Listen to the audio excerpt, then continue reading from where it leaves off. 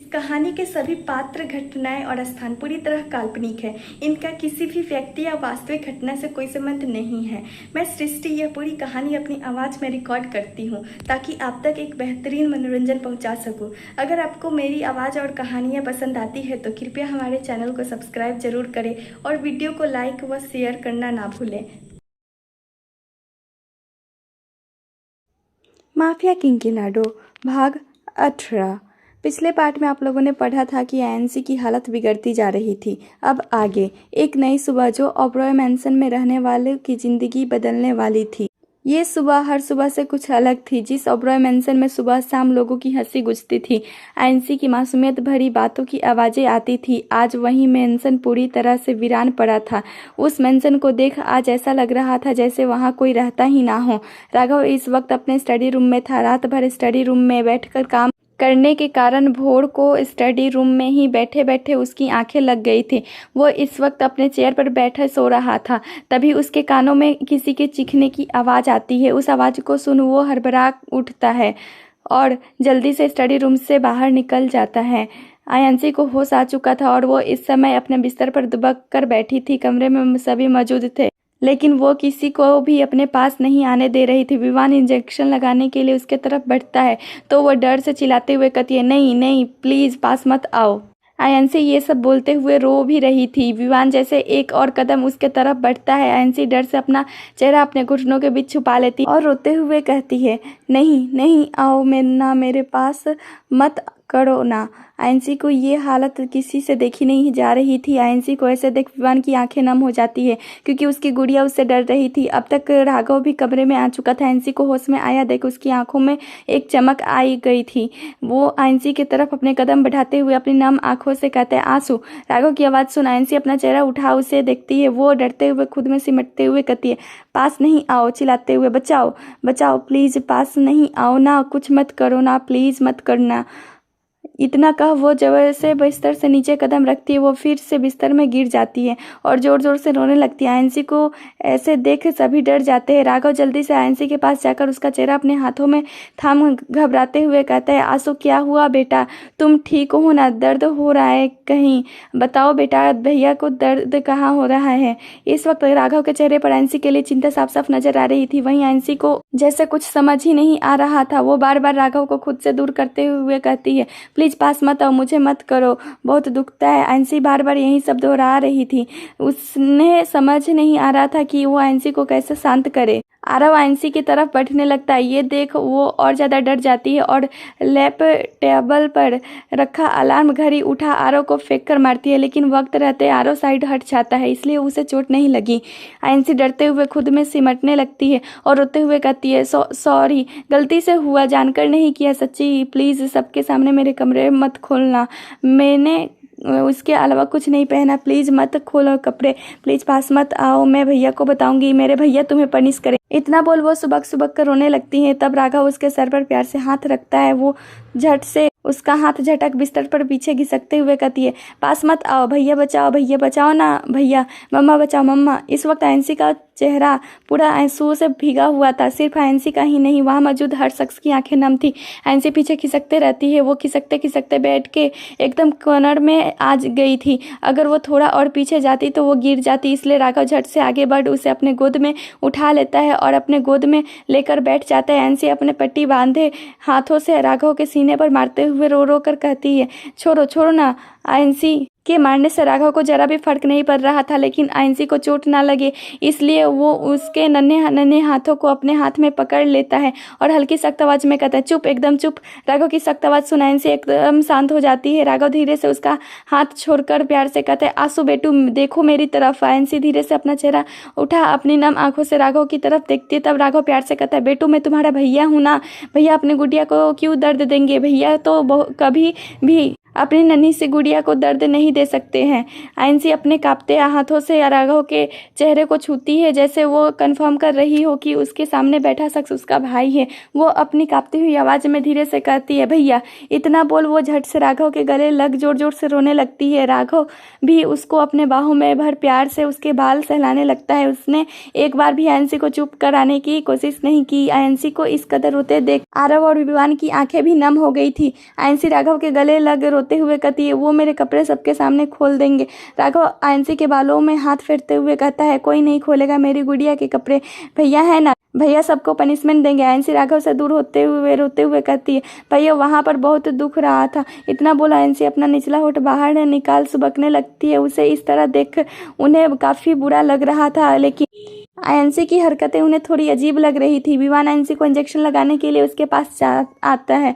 आयंसी राघव के shirt button से खोल रही थी, इसलिए उसका ध्यान विवान पर नहीं था। विवान थोड़ा सा आयंसी की टी शर्ट उठाता है और उसकी कमर में इंजेक्शन लगा देता है और इससे इस्तेमाल किए इंजेक्शन को डस्टबिन में डाल देता है। आयंसी राघव के शर्ट के बटन से खेलते हुए उसकी गोद में ही सो जाती है। सोते हुए वो बहुत प्यारी लग रही थी। राघव आयंसी के बालों को चूम उसके बालों में धीरे धीरे हाथ फेरने लगता है। तानी आयंसी को देखते हुए कहती है, कितनी प्यार से सो रही है ये, कल से इसने कुछ नहीं खाया है, जब उठेगी तब खिला दीजिएगा। राघव आयंसी को धीरे से बेड पर लेटाता है और आरव विवान के साथ फिर से स्टडी रूम में चला जाता है। इस वक्त तीनों स्टडी रूम में थे।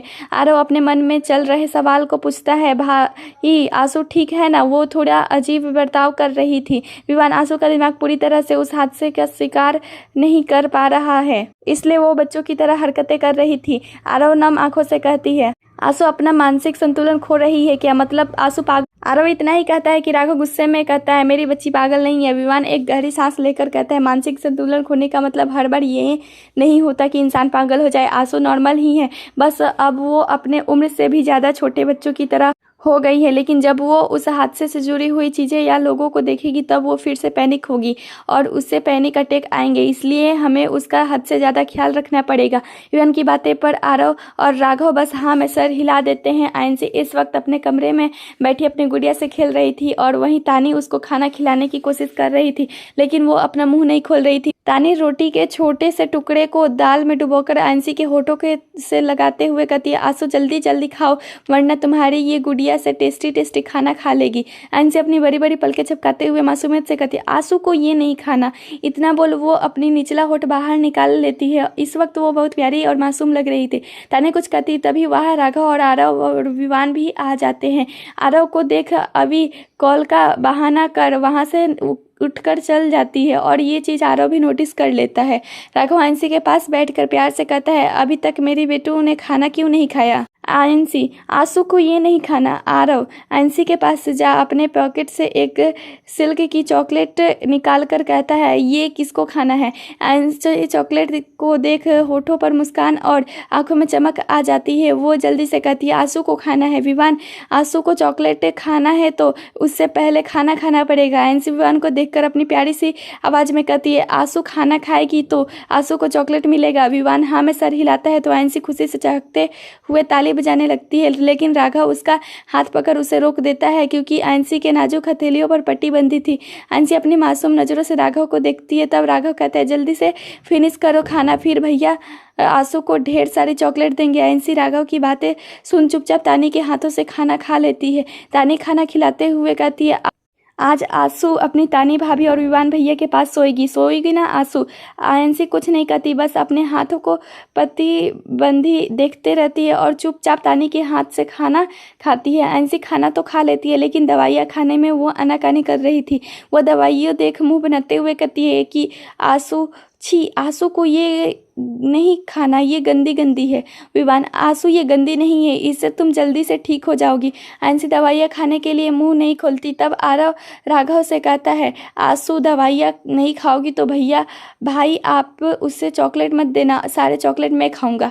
आयंसी रोने जैसे शक्ल बना राघव को देखती है। तब राघव आरव पर झूठा गुस्सा करते हुए कहता है, मेरी गुड़िया की चॉकलेट कोई नहीं खाएगा, सिर्फ मेरी गुड़िया खाएगी। आयंसी को देख, मेरी प्रिंसेस अच्छी बच्ची है ना, जल्दी से दवाइयाँ खा लो फिर चॉकलेट खाएंगे।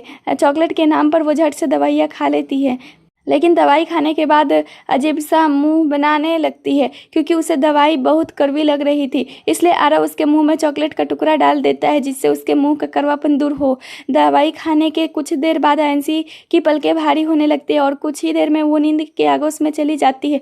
आयंसी के सोने के बाद विवान धीरे से उसे गोद में उठाता है और अपने कमरे की तरफ बढ़ जाता है। तानी भी खाने की प्लेट लेकर कमरे से बाहर चले जाती है। रात का वक्त था, इसलिए सभी अपने कमरे में चले गए थे। अभी इस वक्त किचन में थी और नौकरों की मदद कर रही थी।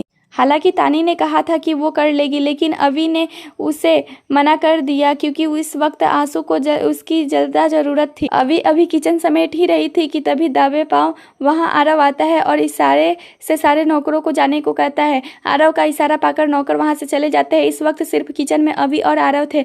अवी इस वक्त काम में इतनी मशगूल थी कि उसे आरव के होने का वहाँ पता ही नहीं चलता। आरव धीरे धीरे दबे पाँव किचन के अंदर जाता है और जाकर पीछे से अवी के बाहों में भर लेता है। आरव का एहसास पाकर अवी की आंखें बंद हो जाती है। उसका दिल इस वक्त तेजी से धड़क रहा था। आरव अवी के कंधे पर अपनी थोड़ी टिका प्यार से कहता है, गुस्सा हो, मैं मानता हूँ उस वक्त मुझे तुमसे वैसे बात नहीं करना चाहिए था, लेकिन तुम्हें तो पता है ना कि आंसू की हालत देख हम पर क्या बीत रही थी। ये सब बोलते वक्त आरव की आंखें नम हो जाती। उसका गला भी भर आया था, जो अवी ने भी महसूस कर लिया। अवी आरव की तरफ पलटती है और उसका चेहरा अपने हाथों में भर थामकर प्यार से कहती है, मैं आपसे गुस्सा नहीं हूँ। मैं जानती हूँ आंसू के साथ जो हुआ उसे लेकर सभी परेशान है। जितना आंसू आपके लिए इम्पोर्टेंट है उतनी मेरे लिए भी है। आरव अवी की बातें पर मुस्कुरा देता है क्योंकि आज उसे खुद पर गर्व हो रहा था उसने भी अपने भाइयों की तरह एकदम सही लड़की चुना। आरव अवी को देखकर कहता है, मुझसे आंसू की हालत देखी नहीं जा रही है। हम लोगों को पता भी नहीं है कि उस बच्ची का भविष्य क्या होगा। ये सब हमारी गलती है। हमें आंसू को अकेले जाने ही नहीं देना चाहिए था। अगर हमने उसे अकेले ना जाने दिया होता तो उसके साथ ये सब नहीं होता। इतना बोल वो गुस्से में अपना हाथ जोर से किचन स्लैब पर मारता है। इस वक्त आरव की आंखें गुस्से से लाल थी। आरव के इस तरह स्लैब पर हाथ मारने से अवी डर जाती है, लेकिन जल्दी से खुद को संभालकर आरव के हाथों को अपने हाथ में लेकर कहती है, ये वक्त खुद को नुकसान पहुंचाने का नहीं है बल्कि अपनी प्रिंसेस को इंसाफ दिलाने की है। क्योंकि जो आंसू के साथ हुआ है वो और भी बहुत सी लड़कियों के साथ होता है, लेकिन वो अपने लिए आवाज़ नहीं उठा पाती हैं या फिर लोग उसकी आवाज़ दबा देते हैं। आप लोगों को आंसू के गुनहगारों को ऐसी सज़ा देनी चाहिए जिससे वो दोबारा कभी किसी लड़की के साथ ये सब ना करे। आप लोगों को अपनी प्रिंसेस की कमजोरी नहीं ताकत बनना है। अगर इस वक्त आप लोग खुद कमजोर पड़ जाएंगे तो उस बच्ची को कैसे संभालोगे। आरव अवी की बातें सुन रहा था। उसकी बातें सुनने के बाद वो कहता है, हम तीनों अपनी बच्ची के गुनहगारों को वो सजा देंगे कि लोगों की रूह तक कांप जाएगी। दोबारा कोई किसी मासूम लड़की को गंदी नज़रों से देखने से पहले 100 बार सोचेंगे। इस वक्त आरव की आंखें आग की तरह जल रही थी। वहीं अवी के होठों पर हल्की मुस्कान थी। एक लड़की जमीन पर बैठी थी और वो रोते हुए पीछे खिसकते हुए कहती है, नहीं प्लीज पास मत आना, मुझे जाने दो। उस लड़की की बातें सुन उसके सामने खड़ा शख्स शैतानों की तरह हंसने लगता है। अंधेरे की वजह से उस शख्स का चेहरा साफ नजर नहीं आ रहा था। वह शख्स उस लड़की की तरफ अपने कदम बढ़ाते हुए कहता है, जैसे कैसे जाने दूं, कितना इंतजार किया इस दिन का कि तू हमारे जाल में फंसेगी। आज पूरा दिन तेरे इस नाजुक बदन को मसलेंगे हम। इतना बोल वो नीचे झुकता है और उस लड़की का स्कर्ट पकड़कर खींच देता है। आयंसी एक चीख के साथ उठकर बैठ जाती है। इस वक्त उसका पूरा शरीर दर्द से कांप रहा था। वो अपने घुटने में मुंह छुपाए चीखते चिल्लाते हुए कहती है, बचाओ बचाओ।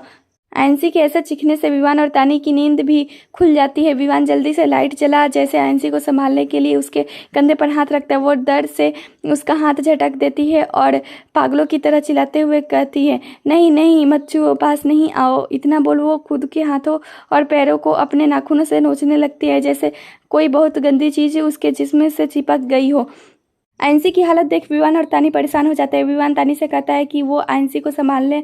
उसके बाद वो जल्दी से राघव और आरव को कॉल कर कमरे में बुला लेता है। कुछ ही देर में राघव और आरव भी वहां आ जाते हैं। आयंसी की हालत देख उन लोगों को आंखें नम हो गई थी। तानी आयंसी को शांत करने की कोशिश कर रही थी, लेकिन वो चाहकर भी उसे शांत नहीं कर पा रही थी। राघव जल्दी से जाता है और आयंसी को उठाकर अपने गोद में लेकर बैठ जाता है। फिर प्यार से उसके बालों में हाथ फेरते हुए कहता है, क्या हुआ मेरे बेटू को, शांत हो जाओ, बच्चा भैया है ना। ऐसे इस वक्त राघव की बाहों में पूरी छिपी हुई थी। काफ़ी देर से रोने के कारण अब उसकी हिचकियाँ बंध गई थी। वो हिचकियाँ लेते हुए कहती है, वो लोग वापस आएंगे, फिर से वो सब करेंगे, बहुत दुखता है। अपने हाथों पैरों की तरफ फिर नोचते हुए कहे, भैया हटाओ ना, गंदा गंदा लगता है, इसे हटाओ ना, उन्होंने गंदा कर दिया है मुझे।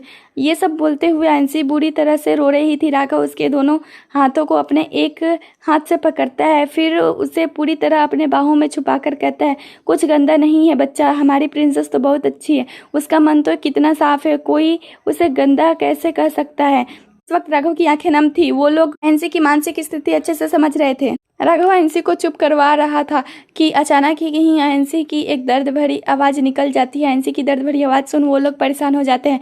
तभी आयंसी का चेहरा अपने हाथों में भर तानी घबराते हुए कहती है, क्या हो गया बच्चा? आयंसी से सकते हुए कहती है, टमी में दर्द हो रहा है। विवान के दिमाग में कुछ आता है। वो तानी से कहता है, इसे वॉशरूम लेकर जाओ। तानी विवान की बातें समझ जाती है। वो आयंसी से प्यार से कहती है, आंसू चलो बेटू। आयंसी राघव के सीने में पूरी तरह से छुप जाती है और ना में सर हिलाती है। सब लोग समझ गए थे कि आयंसी राघव के बिना नहीं जाएगी। राघव आयंसी को गोद में उठाता है और वॉशरूम के अंदर ले चला जाकर उसे स्लेब पर बैठाता है और उसे प्यार से कहता है, रोना नहीं, जल्दी से फ्रेश हो जाओ, फिर भैया आएंगे तुम्हें लेने। इतना बोल वो आयंसी के माथे को चूम वॉशरूम से बाहर आ जाता है। उसके बाद तानी वॉशरूम के अंदर जाकर अंदर से दरवाज़ा बंद कर देती है। आरव परेशान होते हुए विवान से कहता है, भाई आंसू ठीक है ना? आपने आंसू को भाभी के साथ वॉशरूम में क्यों भेजा?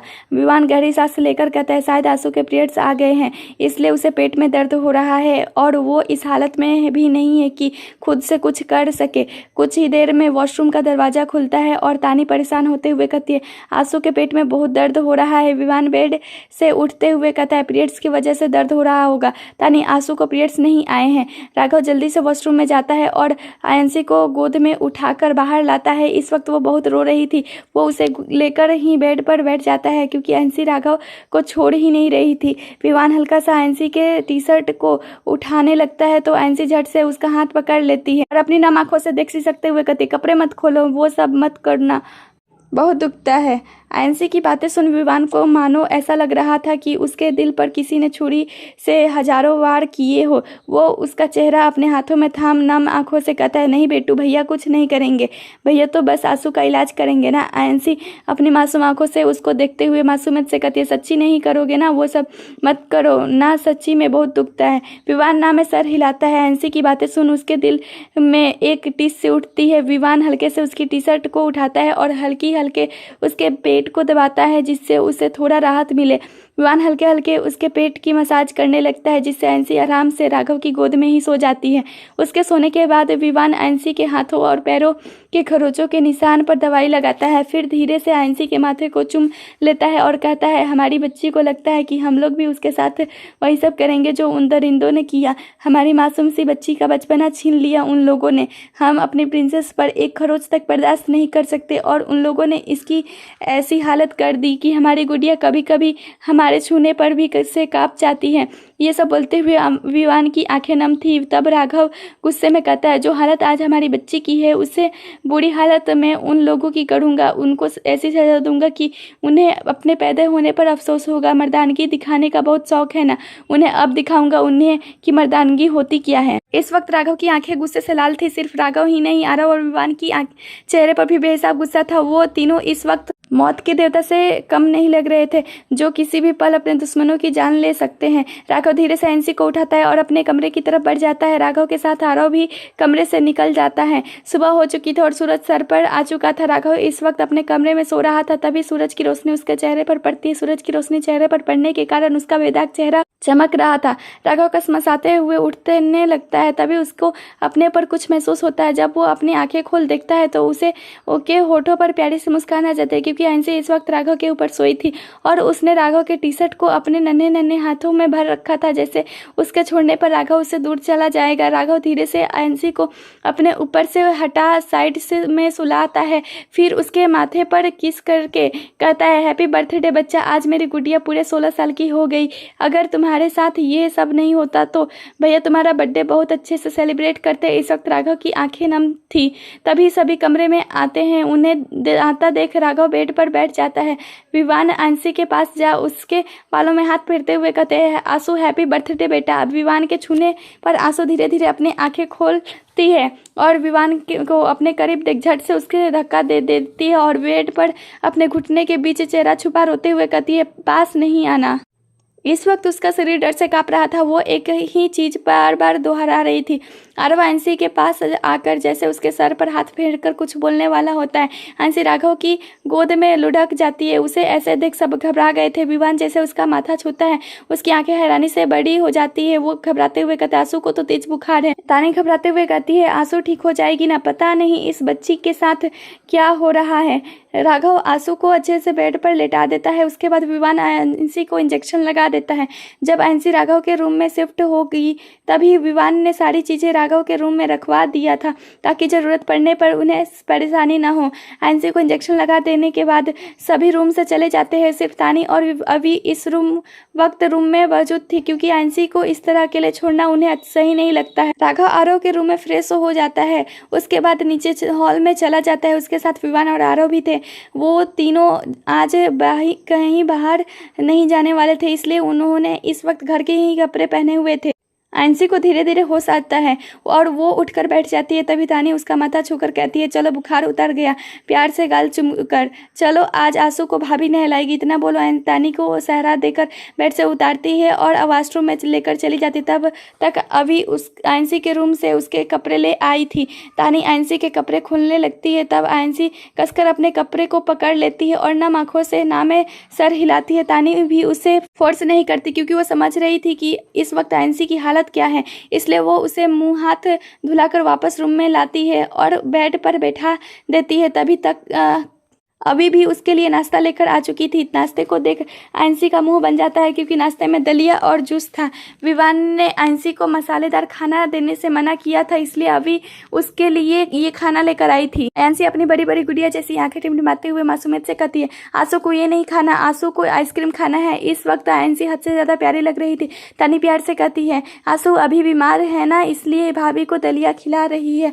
जब वो ठीक हो जाएगी तब भाभी आंसी को टेस्टी टेस्टी खाना खिलाएगी। आंसी सच्ची, तानी मुच्ची, इतना बोल वो उसको खिलाने लगती है, लेकिन पहला चम्मच खाने के बाद वो दोबारा अपना मुंह नहीं खोलती है। तब तानी उससे बच्चों की तरह पुचकारते हुए कहती है, आंसू जल्दी जल्दी खा लो वरना कौवा खा लेगा ये सब। आंसी अपने बालों से खेलते हुए कहती है, कौवा नहीं खाएगा, आंसू खाएगी। इतना बोल वो तानी के हाथ से पूरा नाश्ता खा लेती है। उसके बाद तानी उसे दवाइयाँ खिलाकर सुला देती है। उसके बाद अवी के साथ रूम से बाहर निकल जाती है। इस वक्त सभी हॉल में मौजूद थे। तभी वहाँ तानी और अवी भी आ जाती हैं। तानी को देख विवान कहता है, आंसू ने नाश्ता कर लिया। तानी सोफे पर बैठते हुए गहरी सांस लेकर कहती है, आंसू ने नाश्ता तो कर लिया लेकिन वो ठीक नहीं है। राघव क्या हुआ उसे?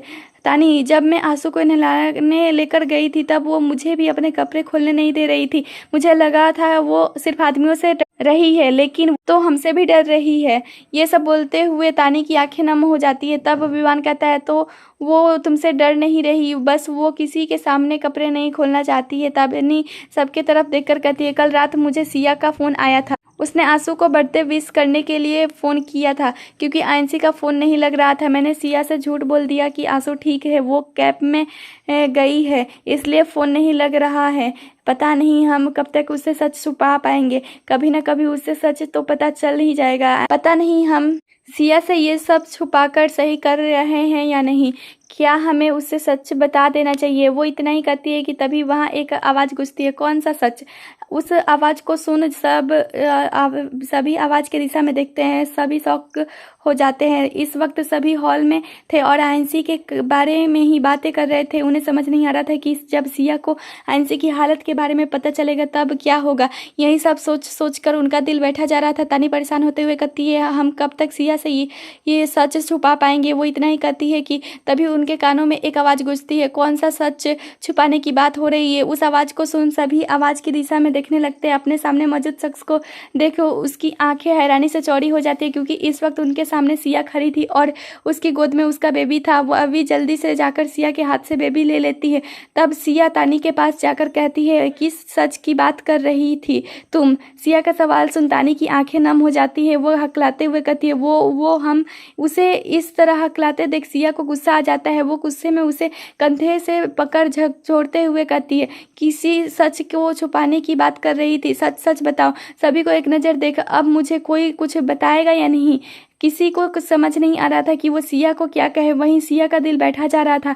राघव सिया के पास जाता है और उसके कंधे को पकड़ गहरी सांस लेकर शांत आवाज में कहता है, मैं जो कह रहा हूँ उसे शांति से सुनना, बिना पूरी बात सुने रिएक्ट मत करना। राघव की ऐसी बातें सुन अब सिया के दिल की घबराहट बढ़ गई थी। वो बस मन में एक ही प्रार्थना कर रही थी कि राघव कुछ ऐसा ना कह दे जो वो सुनना ना चाहती हो।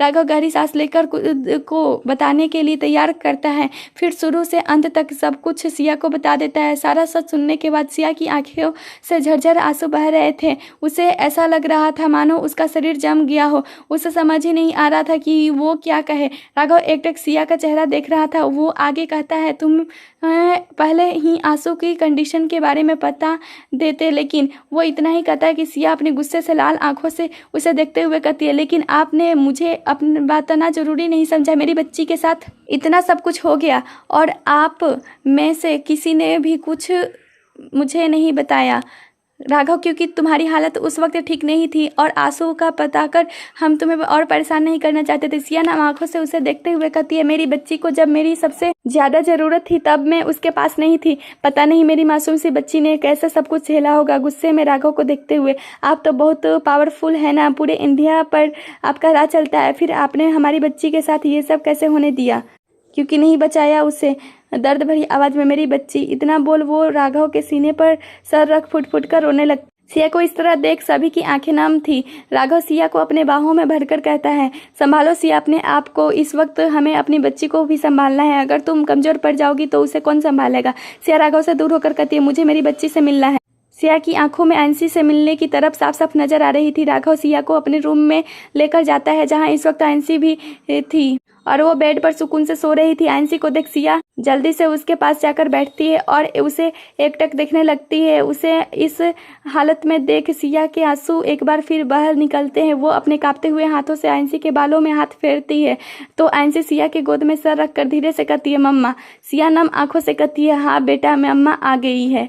अब मम्मा अपनी छोटी सी गुड़िया को छोड़कर कहीं नहीं जाएगी। फिर धीरे से छुपकर आंसी के माथे को चुमकर, हैप्पी बर्थडे बच्चा, तुम्हारे आने वाली जिंदगी खुशियों से भरी हुई हो। सिया आंसी के बालों में हाथ फेर रही थी। वहीं बाकी सब ये नजारा देख हैरान थे, क्योंकि आंसी उनके छूने पर से कांप जाती थी, लेकिन सिया के छूने से उसके चेहरे पर एक सुकून नजर आ रहा था। लोग सही कहते हैं कि एक बच्चा हमेशा अपनी माँ के आंचल में ही खुद को महफूज समझता है, और वहीं इस वक्त आंसी के साथ हो रहा था। आंसी के शरीर पर खरोंच और काटने के निशान अभी भी थे जो उसके गले में हल्के हल्के नजर आ रहे थे। ये सब देख सिया गुस्से में राघव से कहती है, जिसने भी हमारी बच्ची की ऐसी हालत की है, मेरी बच्ची का बचपना छीना है, उसे इतनी दर्दनाक मौत देना कि दुनिया में किसी भी लड़की को बुरी नजर देखने वाले की रूह कांप जाए। इन दरिंदों की मौत का मंजर इतना भयानक हो कि उसका रोम रोम कांप जाए। राघव, विवान और आरव तीनों को देख, आप तीनों अपनी गुड़िया को इंसाफ दिलाएंगे ना। उन दरिंदों को भी ये पता चलना चाहिए कि उन्होंने माफिया ब्रदर्स की बहन की इज्जत पर हाथ डालकर अपनी जिंदगी की कितनी बड़ी गलती की है, जो काम मुझे कभी पसंद नहीं था। आज मैं चाहती हूँ आप लोग वही करो, उन दरिंदों को इतना तड़पाओ कि उन्हें जीते जी नर्क के दर्शन हो जाए, लेकिन उन्हें जल्दी से मौत नसीब ना हो। इस वक्त सिया की आंखें गुस्से से लाल थी। राघव जाकर सिया के पास बैठता है, फिर एक नज़र आंसी के मासूम चेहरे को देख उसके सर पर हाथ रखकर सिया को देख कहता है, मैं अपनी बच्ची की कसम खाकर कहता हूँ, अगर मैंने उन सभी को कुत्तों की मौत नहीं मारा तो मैं अपनी बच्ची को कभी अपनी शक्ल नहीं दिखाऊंगा। जितना दर्द उन चंद घंटों में मेरी बच्ची ने सहा है, उससे 10 गुना 1000 गुना ज़्यादा दर्द दूंगा मैं उन लोगों को। इस बार एक गुनाहगार को सजा देने में मैं सारी हैवानियत, सारी बेशर्मी की जंजीरें तोड़ूंगा। ऐसी सजा दूंगा उन्हें कि भविष्य में लोगों की रूह कांप जाए, किसी मासूम की जिंदगी बर्बाद करने से पहले सोचने की। और हम अपनी प्रिंसेस को जरूर इंसाफ दिलाएंगे और उसके गुनाहगारों को मौत से बदतर सजा देंगे। आज तक जिसने हमारी प्रिंसेस को गंदी नज़र से देखा, हम लोगों ने उन लोगों को नहीं छोड़ा, तो फिर इन दरिंदों को कैसे छोड़ दे। एक मासूम बच्ची पर मर्दानगी दिखाकर कुछ खुद को मर्द समझ रहे हैं वो लोग, अब हम बताएंगे उन्हें कि असली मर्द क्या होता है। विवान जिन्होंने भी आंसू के साथ ये सब किया है वो हमसे दुश्मनी निकालने के लिए किया है और हम अब उन्हें बताएंगे दुश्मनी की हद होती क्या है। बहुत गलत कर दिया उन लोगों ने हमारी बच्ची को इन सब में लाकर। नहीं करना चाहिए था उन्हें ये सब। हम लोग कुछ भी बर्दाश्त कर सकते हैं लेकिन अपनी प्रिंसेस पर खरोच नहीं। जो हम तीनों की ज़िंदगी है उन्होंने उसे दर्द और तकलीफ़ दी है। अब हम उन्हें बताएंगे कि दर्द की असली परिभाषा क्या होती है। इस वक्त तीनों माफिया ब्रदर्स की आंखें खून की तरह लाल थी। वो इस वक्त उस शेर की तरह थी जिसे बस अपने शिकार पर कैसे भी झपट्टा मारना था। अब देखना था ये तीनों माफिया ब्रदर्स उन दरिंदों को क्या सजा देते हैं। उन दरिंदों को सजा तो मिलेगी लेकिन मैं चाहती हूँ कि उनकी सजा आप लोग डिसाइड करो और एकदम भयानक सजा सोचना। इस वक्त कमरे में बस राघव, सिया और आंसू थे। सिया आयंसी के बालों को प्यार से सहला रही थी। कुछ ही देर में आयंसी की नींद टूटती है और वो आंखें मलते हुए उठकर बैठ जाती है। इस वक्त वो बहुत प्यारी लग रही थी लेकिन उसके चेहरे की वो चमक और मुस्कुराहट कहीं खो गई थी। सिया प्यार से आयंसी के बालों पर हाथ फेर कर कहती है, कैसा है मेरा बच्चा। आयंसी अपने सामने बैठी सिया को एकटक देखने लगती। आयंसी के इस तरह देखने से सिया को घबराहट हो रही थी कि कहीं उनकी बच्ची उनसे ना डरने लगे या उसे पहचानने से इनकार कर दे। सिया राघव की तरफ देखती है तो वो अपने पलके झपकाकर उसे शांत रहने को कहता है। सिया कुछ कहती उससे पहले ही आयंसी उसके गले लग जाती है। आयंसी के गले लगने पर सिया को एक अलग ही सुकून मिलता है। वो अब भी आयंसी को कसकर गले लगा लेती है। इस वक्त सिया की आंखें नम थी। Background music. लुका छुपी बहुत हुई, सामने आ जाना, कहाँ कहाँ ढूंढूं तुझे, थके है अब तेरी माँ। सिया आयंसी से दूर होकर उसके पूरे चेहरे को चूमने लगती है। इस वक्त उसकी आंखें नम थी। वो फिर से आयंसी को अपने गले लगा लेती है। क्या बताऊँ माँ, कहाँ हूँ मैं। यहाँ उड़ने को मेरे खुला आसमां है, तेरे केस्मों जैसा भोला सलोना जहाँ है। यहाँ सपने वालों मेरी पतंग तो बेफिक्र उड़ रही है माँ। सिया को देख इस वक्त ऐसा लग रहा था कि वो आयंसी को अपने आंचल में छुपा लेना चाहती है। सिया और आयंसी को इस तरह देख राघव होठों पर भी प्यारी सी मुस्कान थी। कैसे तुझको दिखाऊं, यहाँ है क्या, मैंने झरने से पानी माँ तोड़ के पिया है। गुच्छा गुच्छा कई ख्वाबों का उछल के छुआ है। छाया लिया भाली धूप यहाँ है एंड। सिया आयंसी के चेहरे को अपने हाथों में थामकर कहती है, चलो बेटू, मम्मा आपको नहला देती है। सिया की बातें सुनने के बाद आयंसी अपनी गुड़िया से खेलती रहती। राघव सिया से कहता है, संभल कर, इसके शरीर के जख्म अभी भी ताजा है। सिया हाँ में सर हिलाती है और आयंसी को लेकर वॉशरूम में चले जाती है। सिया के जाने के बाद राघव भी अपने कमरे से निकल स्टडी रूम में चला जाता है। वॉशरूम में सिया एक एक कर आयंसी के पूरे कपड़े उतार देती है और सिया के द्वारा कपड़े उतारने पर आयंसी कुछ नहीं कहती। कपड़े खोलने के बाद जब सिया आयंसी के नग्न शरीर को देखती है तो उसकी रूह कांप जाती है और उसकी आंखें नम हो जाती हैं, क्योंकि अभी भी आयंसी के नाजुक शरीर पर खरोंचों और काटने के निशान साफ साफ नजर आ रहे थे, लेकिन अब उन निशानों का रंग हल्का नीला हो गया था। सिया धीरे से आयंसी को बाथटब में बैठाती है और धीरे धीरे उसको नहलाने लगती है। आयंसी पानी में बैठी पानी से खेल रही थी। उसे इस वक्त मजा आ रहा था। आयंसी को नहलाने के बाद सिया उसे बाथरूम पहनाकर बाहर लाती है और बेड पर बैठाकर प्यार से कहती है, आंसू मम्मा अभी तुम्हारे कपड़े लेकर आ रही है, तुम यहाँ से बिल्कुल मत हिलना, ओके। आयंसी हाँ में सर हिलाती है। कुछ ही देर में सिया आयंसी के लिए पैजामा और टी शर्ट लेकर आती है। फिर उसका बाथरोब खोल उसके जख्मों पर अच्छे से दवाई लगाती है और उसे कपड़े पहना देती है। कपड़े पहनने के बाद आयंसी बेड पर बैठी अपनी गुड़िया से खेलने लगती है। तभी वहाँ तानी रेयांश को लेकर आती है और सिया उसे दूध पिलाने लगती है। सिया को रेयांश को दूध पिलाते आयंसी मासूमियत से देख रही थी, लेकिन उसे समझ नहीं आ रहा था कि सिया क्या कर रही है, पर उसे रेयांश बहुत प्यारा लग रहा था। वो उसके हाथों को कभी पैरों को छूती और फिर खिलखिलाकर हंस देती। आयंसी को इस तरह देख तानी और सिया को अच्छा लग रहा था कि वो रेयांश को वजह से थोड़ा बहुत हंस रही है। दूध पिलाने के बाद सिया को तानी के हाथ में दे देती है, क्योंकि इस वक्त आयंसी को उसकी ज़्यादा ज़रूरत थी और वो अपनी बच्ची को खुद से दूर नहीं करना चाह रही थी। तानी रेयांश को ले जाती है और आयंसी अपनी डॉल से खेलते हुए सिया से मासूमियत से कहती है, मम्मा आंसू की बेबी को भूखू लगा। इतना बोल वो अपनी बड़ी बड़ी आंखें टिमटिमाते हुए उसे देखती है। सिया प्यार से उसके गाल को छूकर कहती है, अरे हमारी गुड़िया की बेबी को भूखू लग गया। गुड़िया को देख, लेकिन इसे तो अभी नन्ही आ रही है। चलो आंसू की बेबी को सुलाते हैं। सिया आयंसी को बेड पर लेटा देती है और धीरे धीरे उसके बालों में हाथ फेरने लगती है, जिससे देर में आयंसी नींद की आगोश में चले जाती है। आयंसी के सोने के बाद ऐश्वर्या प्यार से उसके माथे को चूमती है। उसके बाद उसके अगल बगल तकिया रख देती है, जिससे उसे नींद में भी अपने पास किसी के होने का एहसास हो। राघव, विवान और वारव इस वक्त स्टडी रूम में थे और स्टडी रूम का माहौल काफ़ी डरावना था। विवान, भाई अब तक पता नहीं चल पा रहा है कि ये सब किसने किया है। कोई तो है जो ये सारी चीज़ें छुपने की कोशिश कर रहा है। विवान की हाँ में हाँ मिलाते हुए आरव कहता है, विवान भाई सही कर रहे हैं, हम लोगों ने कितनी कोशिश कर ली लेकिन अब तक हमारे हाथ कुछ नहीं लगा। इस वक्त दोनों के चेहरे पर परेशानी और गुस्सा साफ साफ नजर आ रहा था, लेकिन उससे उलट राघव एकदम शांत था। उसके दिमाग में शायद बहुत कुछ चल रहा था। वो उन दोनों को देखकर एक शांत शब्दों में कहता है, इंसान चाहे कितना भी शातिर हो, कोई ना कोई गलती जरूर करता है और वो लोग भी गलती जरूर करेंगे। कर लेने दो मौज कुछ दिन, क्योंकि उसके बाद मौज में करूँगा उनसे। वैसे भी चूहा कितना ही शातिर हो, बिल से निकलता जरूर है। इस वक्त राघव के चेहरे पर खतरनाक मुस्कान थी। उसके मुस्कान देख उसके दोनों भाई समझ गए थे कि उसका भाई कुछ बहुत बड़ा और भयानक करने वाला है। वो लोग अभी बात ही कर रहे थे कि तभी एक नौकर उनका डोर नॉक करता है। जब राघव उसे अंदर आने की परमिशन देता है तो वो नौकर डरते हुए अंदर आता है और अपने हाथ में पकड़ा पैकेट राघव की तरफ बढ़ाकर कहता है, सर ये कोई आपके लिए छोड़कर गया है। राघव इशारे से उसे जाने को कहता है। उसके बाद जब वो उस पैकेट को खोलता है तो उसकी आंखें गुस्से से लाल हो जाती है। बहुत लोगों ने कहा कि गुनहगारों को सजा दो, और क्या सजा देना है ये भी कहा, तो कुछ ने शादी का भी कहा। मैंने सब कुछ सोच रखा है और स्टोरी वैसे ही चलेगी। और चिंता मत कीजिए, आयंसी को इंसाफ भी मिलेगा और उसके गुनहगारों को सजा भी।